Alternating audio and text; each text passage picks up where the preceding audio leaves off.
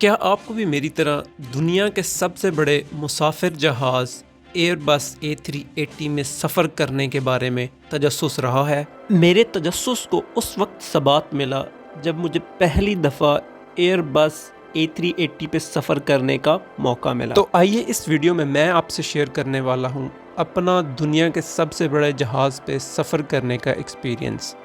ہم نے اپنے سفر کی ابتدا ٹرین اسٹیشن سے کی۔ ٹرین لینے کے بعد میونخ کے ایئرپورٹ پر جا پہنچے۔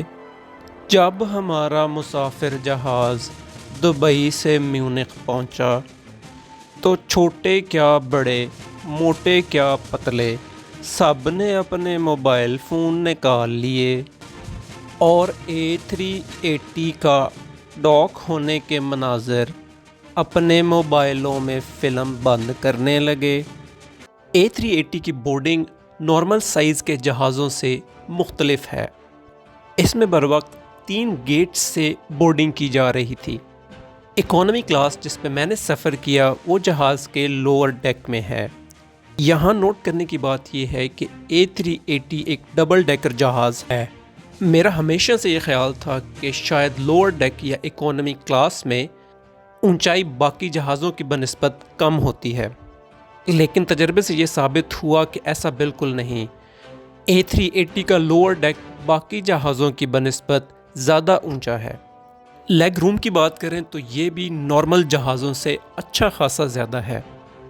ایمریٹس A380 میں جو کھانا سرو کیا گیا وہ بھی باقی ایئر لائنز اور جہازوں کی بنسبت مزیدار، صاف ستھرا اور کوانٹٹی میں زیادہ تھا۔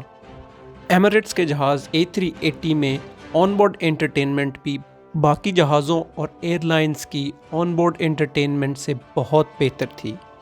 ایئر بس A380 کا ٹیک آف اور لینڈنگ باقی جہازوں سے تھوڑا مختلف محسوس ہوتا ہے۔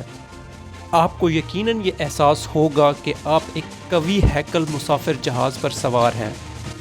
جہاز کے بڑے سائز کی وجہ سے اس کی پارکنگ اور ڈاکنگ کے لیے مخصوص انتظامات کی ضرورت ہوتی ہے، جس کی وجہ سے جہاز کا ٹیکسی ٹائم باقی جہازوں سے زیادہ ہو سکتا ہے۔